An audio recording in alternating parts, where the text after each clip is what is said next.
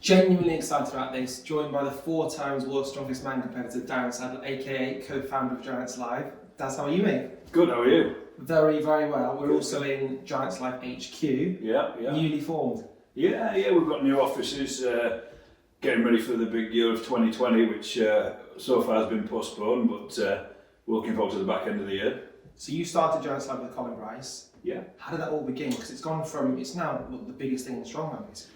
Well, Colin started Giants Live before without me, and I started my own little thing with Europe's Strongest Man, and I put on, actually in 2011, I couldn't go to World's Strongest Man, so I put on a show outside my gym to see who we were going to send to World's Strongest Man. And it's actually Rob Frampton that won it, and he got sent. So instead of just picking someone randomly, I said, listen, I'll put on the show, and whoever wins can have my place. So we got about 500 people showing up outside my gym in the car park. So I thought to myself, well, you know, there's obviously a big interest in this. There've been no brilliant arena shows done in recent years. There was the Arnold's, which is more of an expo. So I thought, yeah, let's have a go. And I had a relationship with the guys over at Leeds Rhinos at Headingley. I used to do a bit of strength training with them. So they let me hire their arena, the Carnegie Arena. So I put it on there the first year. And it was a great success. So then I teamed up with Colin with Giants Live, and we put what I was doing and what he was doing together and created like a new business, and off we went. And it's grown since then, really, with the support of the fans and the athletes. It's been great. What I found quite interesting, you call it Giants Live. You used to compete as a strongman, 4 times at World's Strongest Man, but you were not a giant yourself. So what was it specifically about you that made you successful in what you did? Well, I went to the gym at 16 years old, just because, probably out of boredom and nothing to do around where I live, and just really enjoyed it, to be honest with you. And I was like 12 stone, so I was only light, but I was really strong. I'd done quite a lot of cycling and kayaking before, so I had some strength from that. And I didn't really like the bodybuilding side of it, I liked the weightlifting. So I started doing that, and there was one guy in there, a guy called Dave Warner, who now is Giants Live referee. He sort of noticed that I was quite strong. And I put my name down about a year after that for my first competition in 1998, which was the East Coast Strongest Man, under 100 kilos. So by that time I had to diet to stay under 100 kilos. Oh wow. So I'd put on quite a lot of weight, just got to that age where you start, you know, growing. And so I came second in that, my first show. And then the year after that I went back in the heavyweights, and I think I came top 3 in it. And then the year after that I was like 19, 20 years old maybe, and I won that show, which I had a few athletes in there that had been to Britain's Strongest Man, a few names that I looked up to. So someone said, why don't you go to the qualifier, which was actually in Gateshead Stadium that year. So I went, just sort of seeing what I could do, and at that time most of the talent in the UK was actually from the north of England. So the final of Britain's Strongest Man used to be done in a format like World's Strongest Man, where you had, you know, 5 or 6 heats and then a final. So the final 10 men was made up of like 8 people from the north in the early 2000s. So they were only taking 6 from that, and I came 7th. But everyone that beat me was like a finalist. So Jamie Reeves, who was running the shows at the time, put on a show at his gym in Sheffield the week after. And I was happy with my position because I didn't expect to qualify for Britain's anyway. But I got invited to that competition in Sheffield, and I went over there and came second in that. And because the standard was so high in the first show, they let me through to Britain's Strongest Man. And how did you go in that? I did okay, yeah. I was a young lad, I was a bit inexperienced, but I was the lightest person there, probably ever to be there, to be honest with you, and the lightest person ever at World's Strongest Man. But made up for it in determination, I think.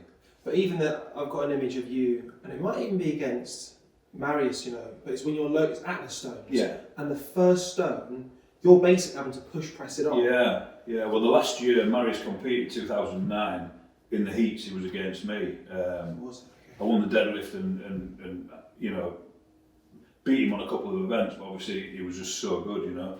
So with the Atlas stones, I couldn't load the last ones easier than the first ones because it was above my head, you know. Yeah. They brought them down now, but it was above my head. The first one was like 6'2", so I had to literally press it above my head to get it on. So I found that even though it was only 100 kilos, it was getting it up there, and you couldn't see to locate it into the hole. So I found the heavier ones easier, you know. Because Kaz used to call you the giant killer. Yeah, yeah. What do you think it is about you? Do you think it is physiology? Is it the way you've been brought up? Is it mentality? What is it that made you successful, do you reckon? I think there's a bit of genetics in there with everybody that's good at strongman. I think some people can't do it, just like some people can't run a marathon. I think that's just what it is. I think you've got to play towards your strengths, which mine was strength. But, you know, some people are good at certain sports. I found that I was really good at some things and absolutely rubbish at others. But when I started lifting, I found I got stronger and stronger. So I hadn't been good at that much. So I thought, well, this is what I'm going to go with. You know, it's just the one thing that I sort of took to like a duck to water. So I thought, I'm going with this. I didn't have any other interests. And knew a couple of people that had done quite well at it, knew the route to go, and just got lucky with the people that I trained with over the years. I mean, I used to train with Eddie Elwood, who was a former Mr. Universe. Me and him got into strongman at the same time, so we were both really interested in going down the same road. I trained with Andrew Rains, Stumpy, who was another former Mr. Universe who got into strongman. Dave Warner, Mal Kay, all these British guys that knew what they were doing, would give me a bit of a leg up, to be honest with you. So I had a lot of people around me that knew what they were doing, and I had the passion, really wanted to train. And the size thing never really bothered me, you know. There's nothing you can do about your height, you just got to get on with it. So I wanted to make the most of what I could with what I had, you know. Of all the things in Giants Live, especially, what are you most proud of? Because when you were saying that, I was kind of thinking of moments. I thought, for me, seeing Eddie stand up with 500 kilos, you and Colin put that on. Is there a particular moment in your career, and maybe as Giants Live, that you think, that's what I'm most proud of? Well, the moments probably I most remember and most proud of are probably the ones that everyone knows about. When we've had, you know, the big crowds at Europe's Strongest Man, we've done Manchester, obviously we've got Royal Albert Hall coming up, Wembley. When you're doing these things, it's a proud moment because we've had times when we took a big risk to do these things. Right. You know, these are still big risks now, hiring these arenas, they're very expensive things. But probably the moment I remember being most proud is when we hired out the first arena, and we didn't sell many tickets at first. It was all lastminute.com, you know. So when we were so worried that all of a sudden we turn around, the place is full, it's quite a euphoric feeling when you put all your money into this thing and all of a sudden people are actually liking what you're doing, they're enjoying it, the crowds are loving it, you're getting the great feedback, and the athletes are liking how they've been trained and they're liking the events, and showcasing what these guys are doing, which is, you know, putting the bodies through a lot for you know, the sake of the sport, really. What do you think about the importance of, say, an arena or a competition environment for strongman? I think it's quite important because when you stood on the stage, which I've stood on a lot of stages, being the referee and owning Giants Live, the atmosphere is unbelievable. It's like nothing else. Although I never got to compete in many of these, I can see how that sort of like euphoric atmosphere, it's got to make you stronger. It's got, you know, it's got to make you lift more, yeah, and make them want more, because the crowd just lifts you up. Anyone who's been to a show will tell you that, they just lift you up. You see, you haven't done many. You did do one Britain's, I'm going to go 2013, but Conan's Wheel. Yeah, I think that was 2015, yeah. 2015. Yeah. That was special. Yeah, I came back and did one Britain's Strongest Man. I had a few years off and wanted to see if I could still do it, and I did pretty well, and that's it really, you know. But it's difficult when you retire from strongman. Giants Live's probably helped me because it gave me a focus. I don't know what I would have done because it's all I knew. So starting the shows and putting my mind into the business has helped me. I think it's helped the sport a bit as well because myself and Colin were both involved in strongman. We didn't just come in and say, oh well, let's try this. We knew what to do. We knew how things should be and shouldn't be. So, which has helped everything. But it's nice to have a business that you're actually interested in, and have years of competing to sort of my apprenticeship to be able to go into the sport, which was nice, and I think that helped us. And where do you see where the sport is now, perhaps compared to where you started? I think the sport's in a brilliant place. I think we've got a number of different promoters, which I see as good because there's so many athletes wanting to do things. I can only put on so many shows a year, right? Because I want to keep the quality so good.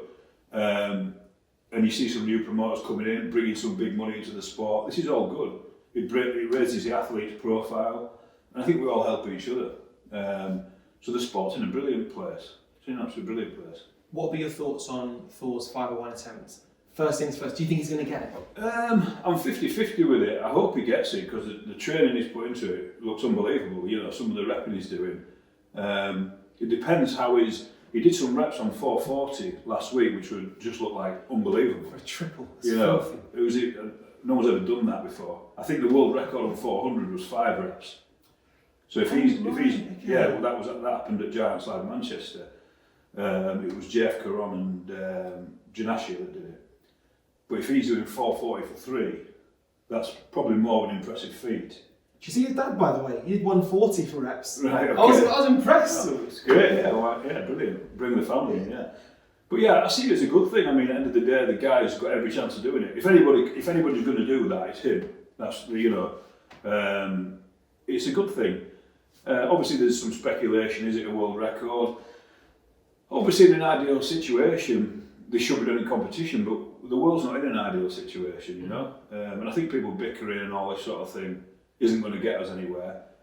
Whether we're going to recognise it as a world record or not, it's still a big lift. You still got to respect it. And I think it's a good thing that they're putting on. You know, at the end of the day, people want to see weights lifted. If people want to see it as a world record or not, that's up to them. Everyone's going to make their own decision on that. And I get why it can't be, but it's still 501 kilos. And you've got to take your hat off to the man for doing that. That's going to put you on the spot now, because there's been a lot of controversy over world records, and specifically whether they're real or not. Yeah. What do you actually do to make sure that people believe what they see? What we do is we weigh everything. We weigh every single plate, even though they're calibrated, and we live stream it. We've been live streaming on Giants Live and Eddie's page, the last few world records that we've done. Right? Yeah, we live stream the weigh-in when we've done the axle and the log. And obviously we use Alico plates for the deadlift. So, and as far as the bars are concerned, there's been people saying, what bars do we use? We use an Oki bar. That's what we've always used. That was what Andy Bolton's deadlift record was done on. An Oki bar. It's made by a guy called Ricky Crane, an ex-powerlifter. You can buy these bars yourself. They're not particularly expensive. They're a great bar. They're bendy, but they're not too bendy. So there's no big controversy. People say, oh, Eddie did the 500 on his own bar. No, he took the bar with him, but it was just bars that Giants Live had. It's his bar now. Yeah, but it is. But they got sent across from Ricky Crane, and anyone can get one of those. So the other guys, Benedict Magnuson's got one, Andy Bolton's got one. You can just order them. So there's no big conspiracy over the bars there. That's just people making stuff up. And we weigh everything and live stream it. That's what we've always done. When it's important, we don't weigh a 150 log for reps. But it's going to be a world record. We always weigh in live stream. It's always best to be clear, you know. 100%. One thing that's gutted me, I love Strongman, I love the strength community, but for the first time in my lifetime, there's a real rupture in the middle of it. So part of me thinks, right, where can we go from here? How can we turn this into a positive? Yeah, I think, to be honest with you, it's just because we're all locked down for the coronavirus. You know, Strongman's in such a great place. Everyone's got shows planned, all the different promoters are ready to go. And there's a different idea going on with these lifting at home things. It's just keeping the sport alive. I mean, there's a bit of divide, we've got different federations. But I mean, I think moving forward, the best thing to do is, the one thing we're lacking is probably a bit of communication between the federations. So I mean, what I propose really is just a bit of talking to say, right, the world record log has got to be done like this, this and this. The world record deadlift's going to be this, this and this. We're already doing it anyway.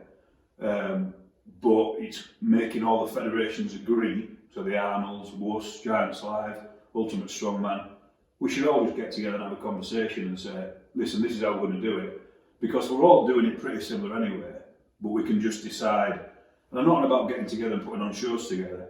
I'm just saying, listen, this is how it should be. And it makes it better for the fans, the athletes, and for the promoters, because it's black and white then. And to be honest with you, it's a pretty simple agreement. We don't need too many politics, we don't need to start anything new, I don't think. I think we just need to make clear how we're all going to do things and make an agreement, which, it's not too complex. Sorting out how the log should be, how the deadlift should be, how high the axle should be. Most of it's in place anyway, but just making it clear moving forward. I think that's what we must do as promoters for the fans and for the strongmen. It's almost taking the sport to the next level. That means that regardless of where you're competing, who you're competing for, it is ultimately the same. Just a level playing field, and it's not going to be complicated. It's so easy to do. So I think that's what we need to do in future, is the promoters just all get on a phone call, say, listen, this is what we're going to do, fantastic, and off we go, and carry on like we're all trying to do, which is build this sport up. We've got a great sport. We just need to all work together and keep it growing, which it is doing. And just to be totally clear, we're talking about getting on the phone and all the major promoters. Yeah, I think we should. Yeah. We're all trying to do the same thing. Yeah. So why would I want to get a log that's different or use a bar that's different? Let's just all do the same thing. All the equipment that we use, everyone knows what it is. Giants Live uses a Slater log. We use an Oki deadlift bar. If that's got to be different, let's work it out. If someone's got an argument with that, let's work it out. Everyone can get hold of a Slater log. Everyone can get hold of an Oki bar. There we go. But if it's not going to be that, it needs to be something else. But we need to decide what it's going to be, and then that's it, set in stone, moving forward. And there's no argument whose bar it's going to be or what log it's going to be. It's a simple thing to do, and I think we should do it as a matter of urgency, to be honest. Kind of moving forwards with Strongman, is there any way we can kind of use the idea of what's happening perhaps in Strongman? Do you think it's just a case of it will happen during Corona time and then we'll go back to arenas? What do you see the future as being? Yeah, I mean, there has been plenty of shows being put on with the different federations. So I think we won't need to do it as we go back, not just because of my shows, because of other people's shows. And world records will always be part of a competition because the public want to see it and records are there to be broken. So I don't think it needs to carry on after this, but maybe it will, I don't know. But I mean, people, obviously, it's always better to showcase something, and it's always better to have other athletes there to challenge it. To be fair, with the 501 at the moment, I don't think there is anyone to challenge it. Possibly one more person. Ivan. Yeah. But he's not there. But at the end of the day, you can't fly anywhere at the moment. So this is what it is. It's a bit of fun. I think everyone needs to wish him luck. Maybe stop the bickering and the bitching and get on with it. It's absolute best. I think the strongman community is like nothing else. Has it always been like that? Has it always been so close? Yeah, the strongman community has always been very, very close. And everyone's got on really well. We've never had a lot of problems at the shows. And everyone seems to help each other out.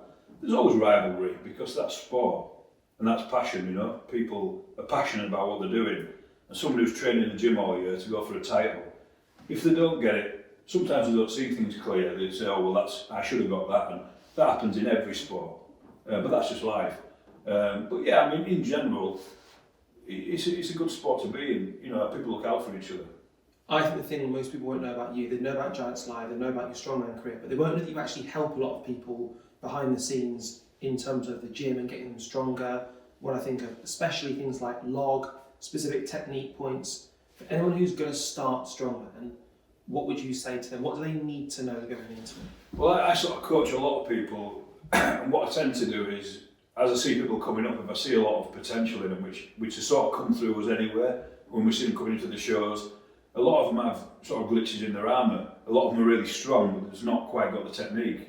Because I was always the smallest, I had to have the perfect technique, I didn't have this massive body to be able to move these weights, so I had to use the right technique. Advice to people getting into it, to be honest with you, is build your foundation. That's what you can do. Get the squat, the deadlift, even the bench press, and get the overhead up there. I think you've got to have that. There's no point in coming into strongman not strong. You can get strong. The problem is if you try to do too much, it takes away from your compound movements. So I think you've got to get that foundation first. And whether it's weight categorised, male, female, whatever, you've got to get a rough level first of strength and then move into your events. Do you think the strongest human is the one who becomes the strong man, if that makes sense? Yeah, I mean, there's different arguments, who's the best and who's this and who's that, and you can't compare old-time strongman to the new guys. You can't compare Mariusz Pudzianowski to Big Z, you can't compare him to Eddie Hall. There's different ways of describing strength, and I always looked at it as strength, stamina, and that's how we try and put the Giants' lives across. So yes, you can lift a big weight, you can press a big weight, but you've got to run with this thing as well. So you've got to try and find the man who can move, think about it as well. That's a big thing. Right. Have the right mindset, and also get through 5 or 6 events without blowing out. That's the winner. Is the man that can do all that. It's not powerlifting. Yeah. It's got powerlifting in it, but it's not powerlifting. So I think that's what I see as strength, stamina. And when you say mindset, what kind of do you mean by that? Because one thing I've noticed is sometimes you see guys with all the potential in the world, but come the night, it doesn't quite go to plan. Yeah, I mean, some people perform better in front of crowds than it shows, and some people just totally lose it, I think that's just down to people, Right. I always perform better in front of crowds, and most people do. Some people don't. I know some people that get to a show and it all just goes wrong, But I think that's people's personalities coming out. One guy I really respect, you mentioned Rob Frampton earlier on, is he helps Bish a lot, and when it came to Eddie's, a lot of his lifts, Rob was right there. And he's all about the mindset. He's all about prepping lifts and thinking, I heard him say to Bish, this is your penultimate training lift, Bish. i.e., this isn't the big one. And he said, because what I don't want someone doing is coming in and just thinking about this one lift. He went, because you'll have too much adrenaline.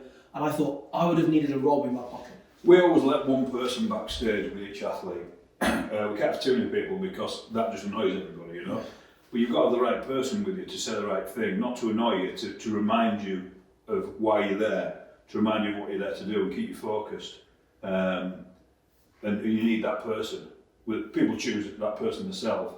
They don't want someone rambling on, they want the person that gets them in the right place to do that lift. What for you is the ultimate lift? I don't know. I'm always for the all-round, athlete. So, to me, the ultimate athlete, I would say, is someone that can deadlift, squat, and do stones, but also do 100 meters in a shield walk.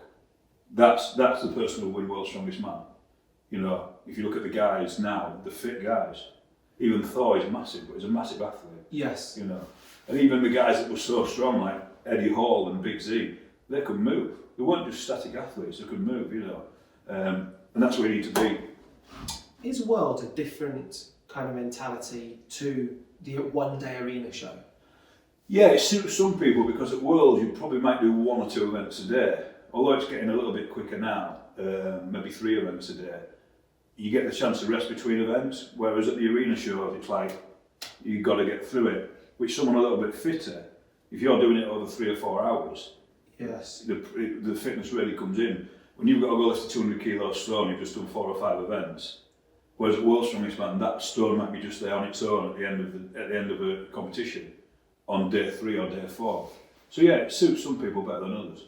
It's safe to say Giants Live is an incredible event. Corona hasn't helped things, but the events are still happening this year. Yeah, we've got a lot planned. We had a lot planned. We've got Royal Albert Hall coming up. We've got Glasgow Arena coming up. The Hydro, Manchester Arena.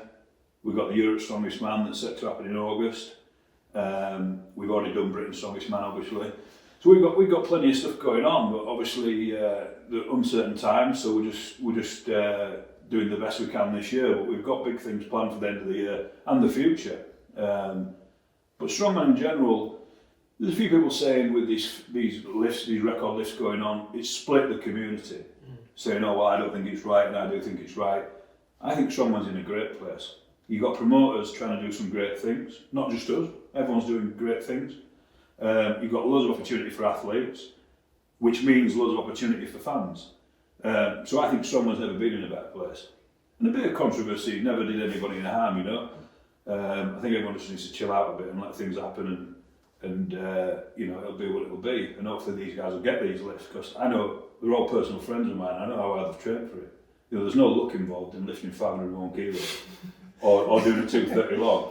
This is hard. This is serious stuff. Or a 300 kilo Atlas stone. Well, these are things that nobody's ever done. I mean, Tom's talking about 300 stone. I mean, that is just like that is unbelievable, 300 kilo stone. And I think about some of the stuff that I've done, which I'm proud of, you know, that is just like now becomes nothing. I remember doing 400 kilo deadlifts in Strongman. It was a massive thing.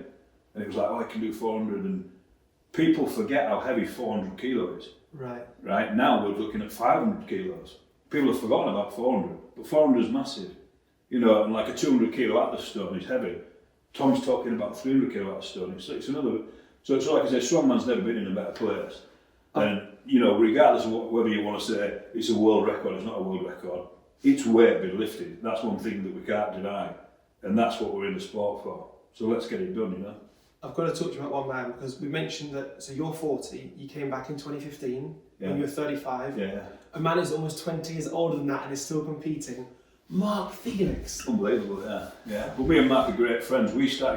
I was at his first ever competition actually, so we started competing together in about 2002. And he wasn't actually very good when he first started. Was he not? No, he wasn't, no. But he got better and better. And he just stays consistent.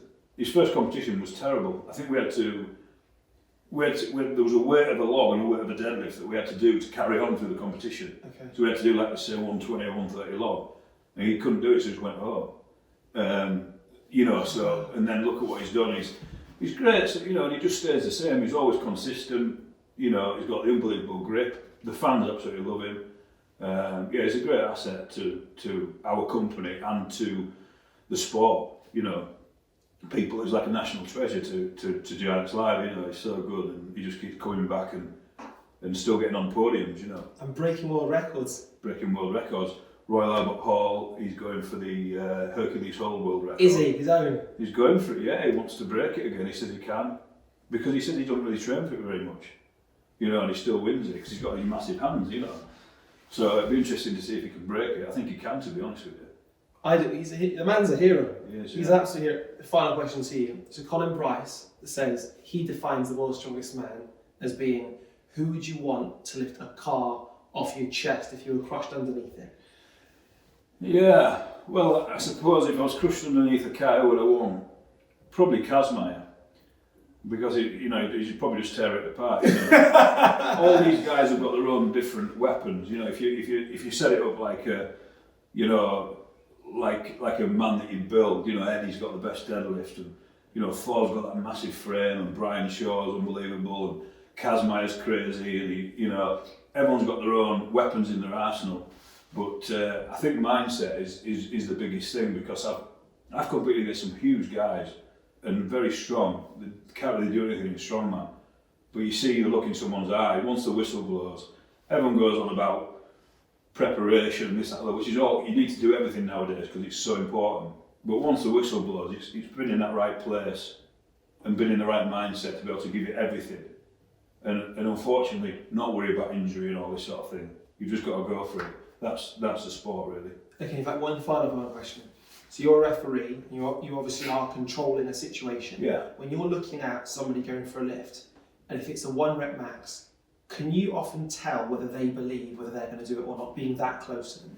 Yeah, you see doubt in people's eyes, especially when they go for a second rep when they haven't done something. You think, well, this is never going to happen, you know. But yeah, you see doubt in people's eyes when you're so close to them. But you also see when people are so adamant they're going to do something, which you do see that a lot, you know. And some of these guys are so, I've often said it's not always like the fact that they want to do well. It's sometimes that they're scared of not doing well. Because a lot of these guys don't have, I'm not saying they don't have anything going for them, I mean, they don't have anything else to do. You know, a lot of them have normal jobs. So this is they're getting a bit of celebrity status, they're earning money out of it. So they don't want to get in front of 10,000 people and mess it up. So sometimes the fear of not doing well drives them more than the fear of wanting to do well. And I think that's actually a really healthy thing in sport, because they want to make something. And they get a lot of the guys out, you know, they get to be household names. But if that's the only thing they've got, they give it 100%. And it's nice to see nowadays that they're getting, you know, compensated for that. Because it's a brutal sport. It's a brutal sport, simple as that. You know, most people come out of it, they come out of it with injuries and stuff like that, you know. But when you ask these guys, would you do it again? Yeah, of course we will. They love it, you know what I mean? all the competitions I've done, I don't regret any of it. I've got injuries, I've got all sorts of problems, but I don't regret any of it. So final question, genuine final question, would you do it all again? 100%, 100%. Do it all again tomorrow. I absolutely loved it. And one thing I see when people come out of strongman or any sport is they're like, what am I going to do now? And we employ a lot of ex-athletes to be hosts and referees and things like that, because a lot of them are like, what am I going to do? They still want to be in the sport. So I'm hoping moving forward we can keep these guys coming in. It's a strange place to be when you're finishing your sport and you don't know what you're going to do, because your whole life's been defined by it. I was saved by being a promoter because I didn't know what I was going to do. So I kept in the sport and I do a job that I love, and hopefully we can build this Giants Live thing to be huge, you know.